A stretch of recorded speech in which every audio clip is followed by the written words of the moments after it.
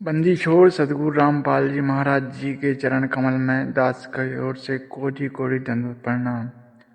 तो भाइयों और बहनों, फिर से एक वीडियो में आप सबका स्वागत है।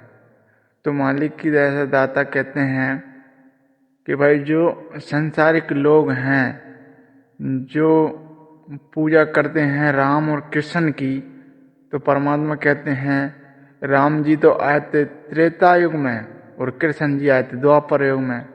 तो आप बताइए, जो राम कृष्ण द्वापर और त्रेता में आए थे उन्हें भगवान बताते हैं, लेकिन उससे पहले एक और युग आया था ना, जिसे सतयुग भी कहते हैं।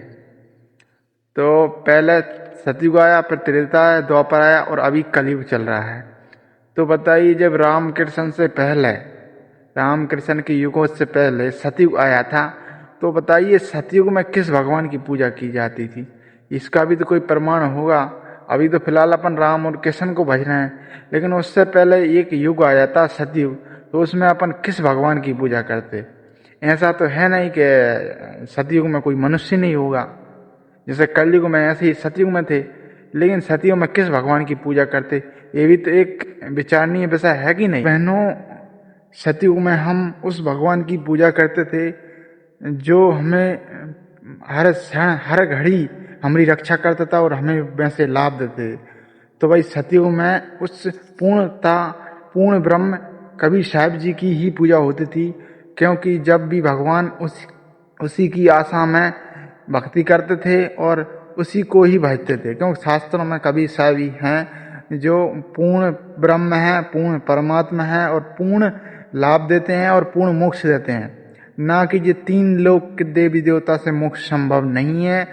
इसीलिए सतयुग में भी परमात्मा कबीर साहब की पूजा होती थी। और हालांकि परमात्मा ने बहुत सारे लाभ दिए, लेकिन वो भक्ति युग नहीं था, इसलिए कोई मोक्ष संभव नहीं हुआ। लेकिन अभी भक्ति युग चल रहा है और इस पिछली पीढ़ी में उनका ही रूप है सदगुरु रामपाल जी भगवान। तो वो ही से नाम दीक्षा लेकर मुक्ति संभव है, अन्यथा कितने ही तीर्थ कर लो, कितने ही जल चढ़ा दो, कितने ही भगवान के धो धो कर पैर पर लो, उससे कोई लाभ नहीं है। इंद्रिय कर्म ना मोक्ष होए फिर काल के अधीन।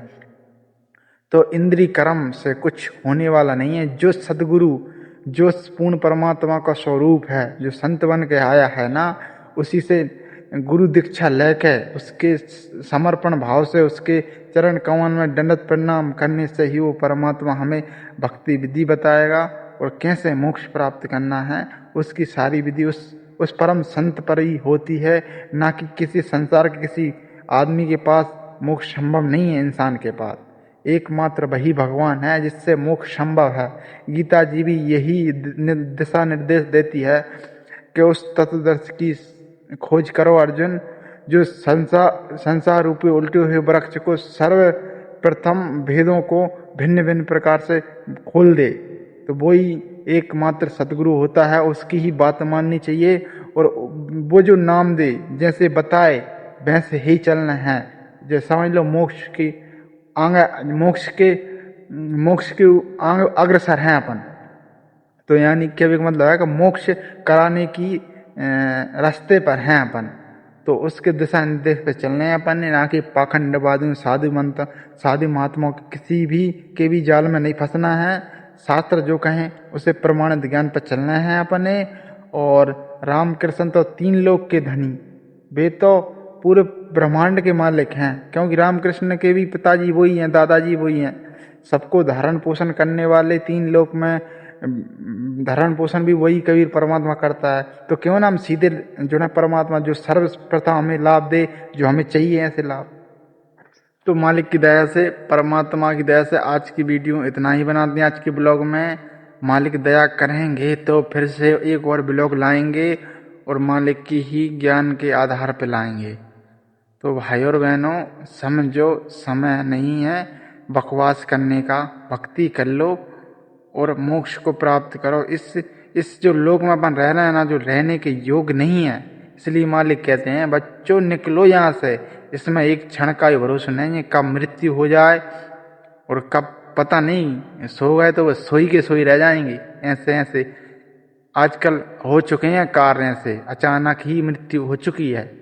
तो इसलिए परमात्मा बार बार समझाते हैं, बट जो समझेगा वही मालिक के ज्ञान पर चलेगा।